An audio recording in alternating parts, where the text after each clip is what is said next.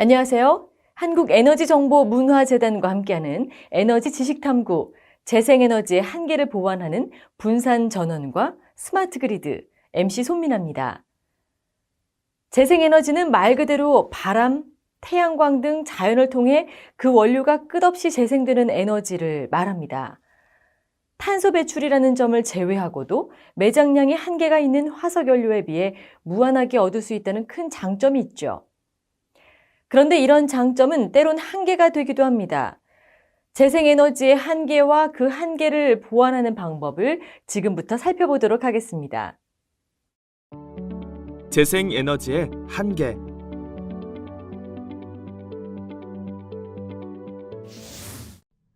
재생에너지는 자연에 늘 존재하는 힘을 사용하기 때문에 탄소를 추가로 내보내지 않고 끊임없이 재생해서 사용할 수 있는 장점이 있지만 예측하기 어려운 자연의 힘을 이용하기 때문에 일정한 발전량을 유지하기 어렵다는 한계가 있습니다. 가장 시장성이 높다는 재생에너지의 풍력은 바람이 계절과 날씨에 따라 다르게 불기에 예측이 어렵습니다. 태양광은 비교적 예측하기 쉬울 것 같아 보이지만 구름의 양에 따라 에너지 차이가 크고 날씨의 영향을 크게 받습니다. 특히 일조량이 낮아지는 겨울, 여름마다 찾아오는 장마 등 매년 반복되는 기상이변으로 태양광도 풍력만큼이나 예측이 어렵습니다. 이상기후가 갈수록 심해지는 것도 재생에너지의 불안 요소 중 하나입니다. 재생에너지는 자연의 힘을 이용하기 때문에 현재의 자연환경에 적합하도록 계획합니다.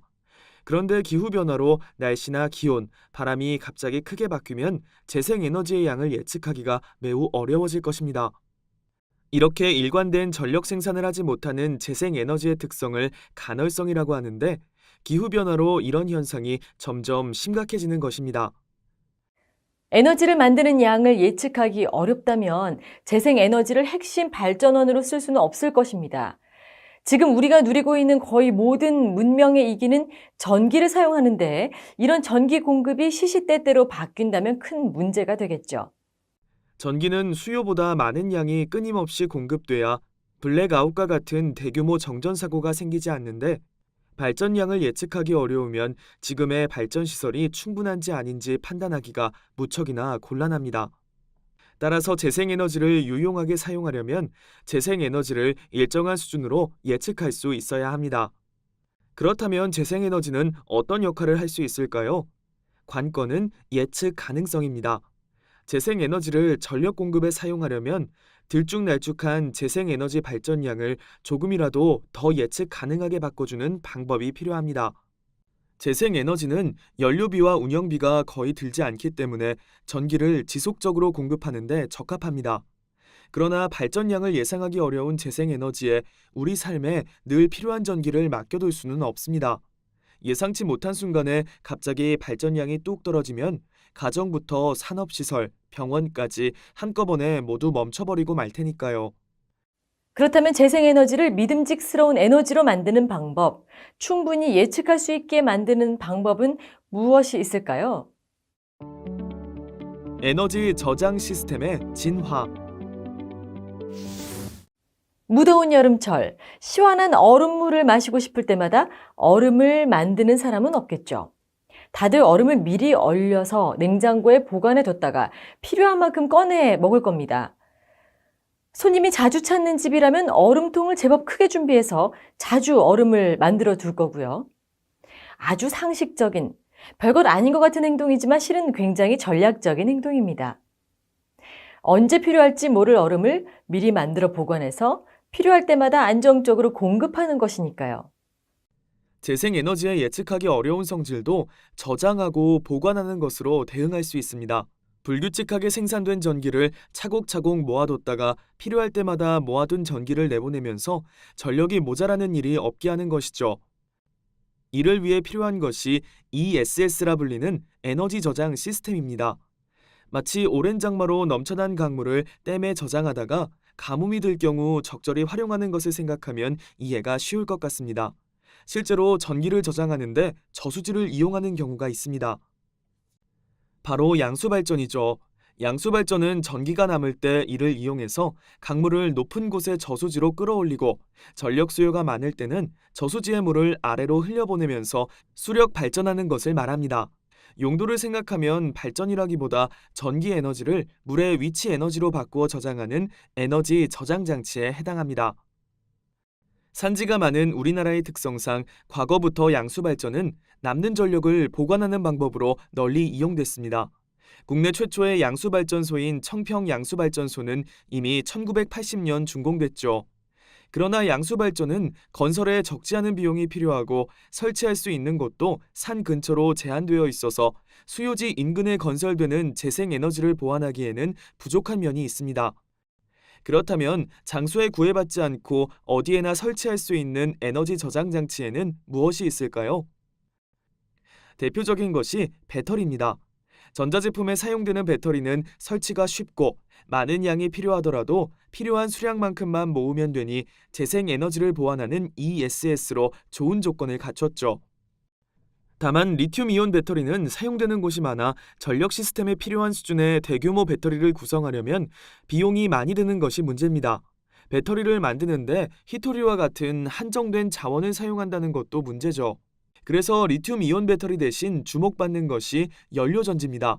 전기를 이용한 화학 반응으로 새로운 물질을 만들어 저장해뒀다가 나중에 필요할 때 이 물질을 반응시켜서 전기를 얻는 방법입니다. 연료 탱크의 용량만 조절하면 필요한 만큼 규모를 키울 수 있어서 리튬이온 전지보다 저렴하게 대규모 ESS를 구성할 수 있습니다. 이처럼 화학 반응을 이용하는 것 외에도 다양한 방식이 에너지를 저장하는 방법으로 활용되고 있습니다. ESS의 목적을 생각해보면 ESS는 전기 에너지를 다른 형태의 에너지로 바꿔주기만 하면 되니까요. 이는 소규모로 생산되는 재생에너지를 효율적으로 사용할 필요성이 증가했기 때문에 에너지 저장 기술 역시 이에 맞추어 고도화되고 있다는 의미입니다. 에너지의 형태가 다양한 만큼 세계 각지에서 개발된 ESS 기술의 면면도 무척 기발한데요. 어떤 기발한 기술이 있는지 알아보도록 하겠습니다. 첫 번째 방법은 공기를 이용하는 방법입니다. 공기에 에너지, 즉 열을 가하면 아주 작은 부피로 압축할 수 있는데요. 에너지가 필요할 때는 이렇게 압축된 공기를 다시 꺼내서 부피가 팽창하면 이를 이용해서 터빈을 돌려 전기를 생산할 수 있습니다. 연료를 태워서 액체에 열을 가해 기체로 변화시킬 때 부피가 늘어나는 것을 이용해 터빈을 돌리는 화력발전이나 원자력 발전과 비슷한 원리입니다. 2019년 하이뷰 파워라는 영국 기업은 이러한 시스템을 실제로 개발했습니다. 크리오 배터리라는 이름이 붙은 이 기술은 극저온에서 남는 전력으로 공기를 압축, 액체 상태로 보관하고 전기가 필요할 때 이를 다시 기화시켜 부피가 늘어난 공기로 터빈을 회전시켜 발전하는 방식입니다. 공기를 액화하고 발전할 때 온실가스나 폐기물 같은 오염물질이 배출되지 않는 장점도 있습니다. 현재 영국 서부 트래포드라는 도시에서 추진되는 친환경 도시발전 프로젝트에 이 기술을 적용할 예정이라는데요. 이를 통해 20만 가구에 전력을 공급할 수 있다고 합니다. 또 다른 방법은 마치 양수발전처럼 전기 에너지를 물체의 위치 에너지로 저장하는 방법인데요. 영국 에너지 스타트업 그래비트리시티는 2020년 250kW 규모의 중력 ESS를 선보였습니다. 그래비트리시티의 설립자 피터 프렌켈은 아주 무거운 추를 활용하면 비슷한 방식으로 위치 에너지를 저장할 수 있으리라 생각했습니다. 평소 전기를 많이 쓰지 않을 때 남는 전력으로 추를 높이 끌어올려 두었다가 다시 전력이 필요할 때 추를 낙하시켜 전기를 만드는 것입니다. 실제 시연식에서 250kW를 빠르게 생성하는 데 성공했다고 합니다. 이와는 달리 운동 에너지로 저장하는 방법도 있습니다. 플라이 휠이라는 장치를 이용하는데요. 회전할 수 있게 만든 무거운 추의 회전축 마찰력을 극도로 낮추면 추를 회전시켰을 때 관성에 의해 오랜 시간 거의 같은 속도로 계속 회전하게 할 수 있습니다. 외부의 에너지를 물체의 회전 에너지로 저장하는 셈이죠. 손으로 돌려서 가지고 노는 장난감인 피제 스피너를 생각하면 됩니다. 이러한 원리를 이용해 전기로 추를 회전시켜서 운동 에너지로 저장한 후 전기가 필요할 때 플라이 휠에 발전기를 연결시켜서 전기를 얻을 수 있습니다. 이처럼 다양한 방법으로 남는 에너지를 저장했다가 필요할 때 공급해서 재생에너지의 단점을 보완할 수 있습니다. 그런데 문제가 하나 더 있습니다. 재생에너지 발전량은 예측이 어려운데 언제 에너지를 저장하고 언제 내보낼지를 어떻게 결정할 수 있을까요? 전기는 공급이 잠시라도 끊어지면 큰 문제가 발생하기 때문에 문제가 생기기 전에 미리 대비해야 합니다. 즉, 전기가 부족해지면 ESS에서 전기를 공급하는 것이 아니라 전기가 부족해질 것이 예상되면 미리 ESS에서 전기를 공급해야 합니다. 그럼 전력 부족을 예측해 ESS에서 미리 전기를 공급하는 방법은 무엇이 있을까요? 스마트 그리드의 등장. ESS 기술이 발전하고 있지만 이것만으로는 재생에너지의 가능성을 완벽하게 해결할 수 없습니다. 이를 구축하는데 별도의 시설과 비용이 필요하기 때문이죠. 그래서 시설을 무한정 건설할 수는 없겠고요. 결국 간헐성을 완전히 해결하기 위해서는 ESS와 더불어 근본적으로 전력 상황을 실시간으로 파악하면서 조절하는 시스템을 구축해야 합니다. 다행히 최근 등장한 최신 IT는 이런 미션을 가능하게 했습니다. 기존 전력망과 IT를 접목해 전력 공급자와 수요자가 양방향으로 실시간 정보를 교환할 수 있게 된 것이죠. 이렇게 IT 기술을 접목해 수요 관리를 스마트하게 조절하는 차세대 전력 인프라 시스템을 스마트 그리드라고 합니다. 이 스마트 그리드를 통해 생산되어 있는 에너지를 시간별, 지역별 수요에 맞게 공급해 에너지 효율을 높일 수 있습니다. 스마트 그리드의 필요성을 조금 쉽게 예를 들어 설명해 보겠습니다. 무더운 여름날 전기 사용량이 급격히 늘어나 전기 사용량이 공급량을 초과하면 전력 공급에 차질이 생기면서 정전 사태가 발생할 수 있습니다. 특히 안정성이 떨어지는 재생에너지의 경우 이런 문제점이 더 커질 수 있겠죠. 이는 지금까지의 화석연료 기반 발전 체계에서도 단점이 되었는데요. 기존에는 전력 공급 회사가 전기 수요를 전체적으로 예측해서 전기를 소비자에게 공급했습니다. 다만 남는 전기는 그대로 버려지게 됐죠. 만약 올여름이 더울 것 같아 150기가와트의 전력을 생산했는데 장마가 길어지며 120기가와트만 소비했다면 300기가와트는 그대로 낭비하게 되는 셈입니다. 특히나 모자랄 경우를 대비해 기존 예측 수요보다 조금 더 많이 생산 계획을 짜는 것이 일반적이기에 낭비는 더 심해지게 됩니다. 그런데 여러 곳에서 생산되는 재생에너지를 연결하면 어떻게 될까요? 여러 지역의 날씨가 제각각이니 어느 곳에서는 비가 와서 태양광 발전량이 적더라도 다른 곳에서는 햇볕이 쨍쨍해서 발전량이 많을 수 있습니다. 이처럼 상황이 다른 여러 지역의 발전소를 서로 연결해서 필요할 때 남는 곳의 전기를 부족한 곳으로 끌어올 수 있다면 전체 전력망이 안정적으로 유지될 것입니다. 그래프의 뾰족뾰족한 옅은 선은 여러 지역의 재생에너지 발전소를 나타냅니다. 부드럽게 연결된 짙은 선은 여러 곳의 발전소가 연동됐을 때의 모습으로 전체 발전량은 개별 발전소의 발전량보다 변동폭이 적은 것을 볼 수 있습니다. 스마트 그리드는 이러한 문제에 맞는 해결책으로 부상했습니다. 수요와 공급의 불균형으로 전력 계통에서 일어날 수 있는 위험을 소비자와 공급자 간 양방향 전력 정보로 똑똑하게 관리할 수 있기 때문이죠. 스마트 그리드는 크게 8가지 요소로 구성됩니다. 스마트 계량기, 에너지 관리 시스템, 에너지 저장 시스템, 전기차 및 충전소, 분산 전원, 신재생 에너지, 양방향 정보통신 기술, 지능형 송배전 시스템이 그것인데요. 이것들이 뜻하는 바는 결국 양방향 전력 정보 교환을 통해 합리적인 에너지 소비가 가능해진다는 점입니다. 예를 들어 소비자는 좀 더 효율적으로 전력을 사용할 수 있게 되고 실시간 요금을 통해 전력 사용을 조절해 금전적인 이득을 얻을 수 있겠습니다. 전체적으로 보더라도 전력 수요를 예측하고 이를 미리 반영한 전력 설비 투자로 전반적인 사회적 비용을 아낄 수 있죠. 중요한 것은 기존의 중앙 집중형 체제가 아닌 네트워크 방식의 전력 공급망이 구축되면서 그 개방성이 확장된다는 점입니다. 이러한 개방성을 통해 유연하게 전력 수요 요청에 대응할 수 있게 되죠. 이를 통해 재생에너지 활용과 공급이 더욱 확산될 수 있습니다. 그런데 이런 스마트 그리드의 등장과 함께 새롭게 주목받는 기술이 하나 있습니다. 암호화폐로 잘 알려진 블록체인인데요. 대체 둘 사이에는 무슨 연관이 있을까요? 바로 블록체인이 가진 투명성과 높은 신뢰도가 스마트 그리드와 찰떡궁합이라는 것입니다. 스마트 그리드에선 기본적으로 전력 생산과 사용 정보 등이 실시간으로 공유되는데요.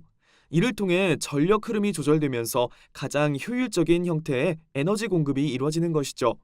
여기서 핵심은 이런 정보를 신뢰할 수 있어야 한다는 점입니다. 블록체인의 특징 중 하나가 모든 거래 내역을 분산 원장에 자동으로 저장해 투명성을 보장해 준다는 점입니다. 한마디로 네트워크에 있는 모든 사용자들에게 거래 기록을 공개하면서 서로 비교하도록 하는 것이죠. 실질적으로 모든 사용자들이 거래의 목격자가 되는 것이기에 기록을 위조하는 것은 거의 불가능에 가까운 미션입니다. 이런 블록체인의 보안성을 잘 보여주는 사례가 있습니다. 최근 명품 브랜드로 유명한 루이비통, 구찌, 프라다 3사가 손을 잡은 일이 세간의 화제가 됐었는데요. 바로 블록체인 플랫폼인 아우라를 구축한 것입니다. 블록체인과 명품이라니 뭔가 생소한 조합이죠? 아우라의 목적은 아주 간단합니다. 블록체인의 높은 보안성과 투명성을 빌어 이미테이션, 즉 가짜 상품을 방지하겠다는 의도입니다. 예를 들어 프라다 가방은 이제 고유 디지털 코드를 얻게 되는데 여기엔 절대 위조할 수 없는 제조, 유통 이력 등의 각종 정보가 들어 있습니다. 이제 어렵게 정품을 감정하거나 가짜 상품에 전전긍긍할 필요 없이 디지털 코드만 확인하면 되는 것이죠. 약간 전력 공급망과는 다른 이야기이긴 하나 이런 사례가 보여주는 함의는 명확합니다. 블록체인을 활용한다면 투명성과 신뢰성을 확보한 정보 거래가 가능하다는 것이죠. 블록체인에 기반한 안전한 네트워크가 있기에 이제 전력 시장은 새로운 장이 펼쳐지게 됩니다. 에너지 프로슈머가 뜬다.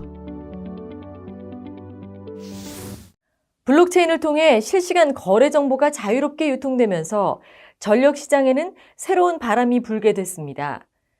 지금까지 일부 공급자만이 전력을 공급한 것과 달리 수많은 개인들이 전력을 판매할 수 있는 길이 열린 것이죠.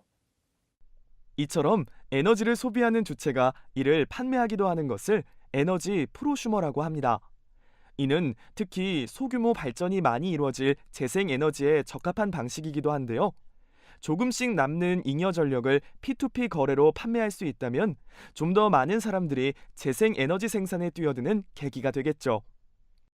최근에는 아예 여러 개의 소규모 발전 자원을 모아 판매하는 소규모 전력 중개 시장도 등장했습니다. 전문 중개 사업자가 1메가와트 이하의 재생에너지, 에너지 저장 장치, 전기차와 같은 소규모 발전 자원을 한데 모아 네트워크상에서 판매하는 것인데요.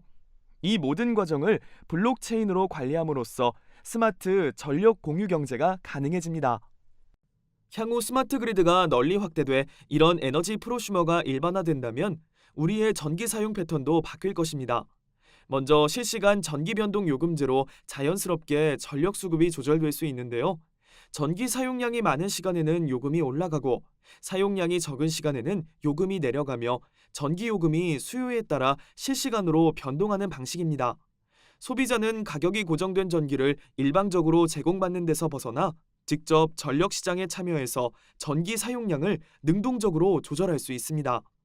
전력 정보를 확인해서 전기가 저렴할 때 전기를 집중적으로 사용하고 전기 요금이 비싼 저녁 시간에는 집에 보유한 태양광 발전 등으로 생산된 에너지를 사용하는 방식이죠. 가정에서 생산된 전기 중 쓰고 남은 전기를 되팔기도 할 것입니다. 아마 머지않은 미래에는 여러 지역 커뮤니티에서 이런 질문들이 올라오겠죠. 오늘 세탁기 돌리기 좋은 시간은 언제인가요? 이번에 태양광 패널을 사려고 합니다. 우리 가족 생활 패턴에 적당한 용량일까요? 같은 식으로 실시간 전기요금 정보를 주고받을 수도 있겠죠? 그런데 이렇게 꼼꼼한 전력 사용을 위해서는 꼭 필요한 기술이 있습니다. 기존 기계식 전력 양계에 스마트한 통신 기능을 더한 스마트 미터인데요.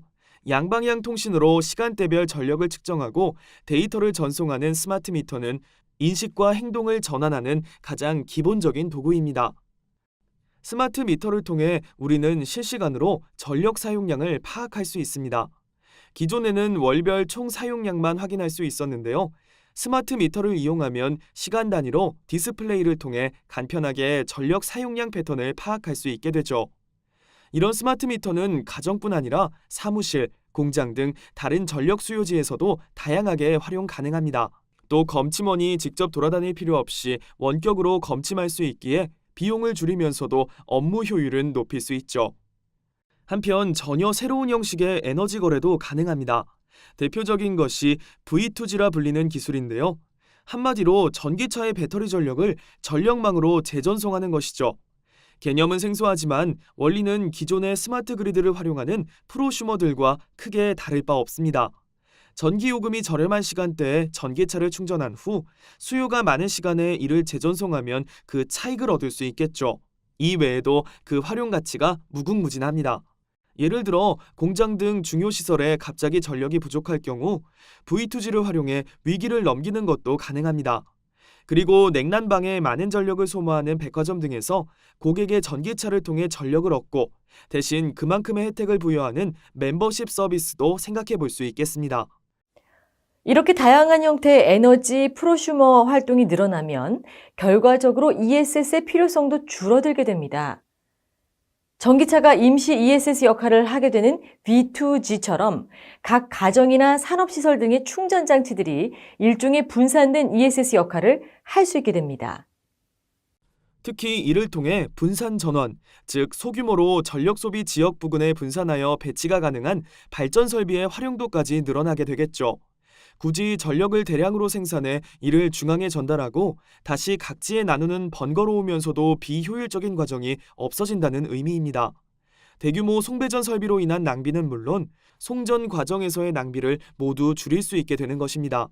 이는 특히 대형 발전단지나 송전탑으로 인한 사회적 비용까지 줄일 수 있다는 의미이기도 합니다. 재생에너지는 지역 자원을 활용해 필요한 만큼만 생산해서 지역 내에서 소비하는 로컬 에너지이자 분산 전원으로서의 최적의 조건을 갖추고 있습니다. 우리 마을에서 쓸 전기는 우리가 만든다는 취지라고 할 수 있는데요. 가까운 지역끼리 전선을 연결해주면 한 곳에서 전기가 모자라도 다른 곳에서 빌려올 수 있기에 재생에너지의 근본적인 한계 중 하나인 불안정성 극복에도 안성맞춤입니다. 그런데 이런 분산 전원과는 반대로 산발적으로 흩어진 전력 자원을 가상의 단일 발전소로 묶어서 관리하는 개념도 있습니다. 물리적으로 전력의 이동을 최소화하는 분산 전원의 장점을 그대로 활용하면서도 좀 더 스마트한 관리로 그 효율을 극대화시키는 것이죠. 최근 세계적으로 주목받고 있는 가상 발전소입니다. 이것은 분산된 전력 자원을 클라우드 기반의 단일 플랫폼으로 통합하고 이를 인공지능 계통 운영 시스템과 연계해 관리하는 것인데요. 기존 가상현실과 마찬가지로 물리적인 실체는 없지만 온라인상으로 소규모 전력 자원들을 연결하며 원격 센서로 각 전력 시설을 제어합니다. 이를 통해 여러 군데 분산된 소규모 전력 자원을 단일 발전소처럼 섬세하게 관리할 수 있어 국가 전체적인 전력망 및 전력 수요 관리에 큰 도움을 줍니다. 이를 통해 안정적인 전력 시장이 구성되면 재생에너지 생산으로 이득을 얻고자 하는 사람들의 참여도 늘어날 테니 전체 재생에너지 시장도 커질 수 있겠죠. 결과적으로 이런 개념들이 도입되면서 본격적인 전력 시장이 형성될 것으로 보이는데요. 대량 생산, 중앙 집중형 일방적 공급이라는 기존 화석연료 기반 발전과는 완전히 다르게 소규모 생산, 소비자와 생산자의 결합, 네트워크 및 가상 발전소를 통한 실시간 교류 등이 자리 잡는 것이죠.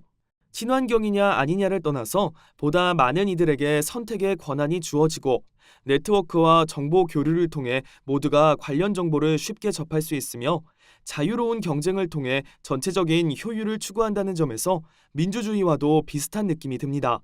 재생에너지 최고의 단점인 간헐성 역시 이런 과정을 통해 자연스럽게 해결될 전망입니다.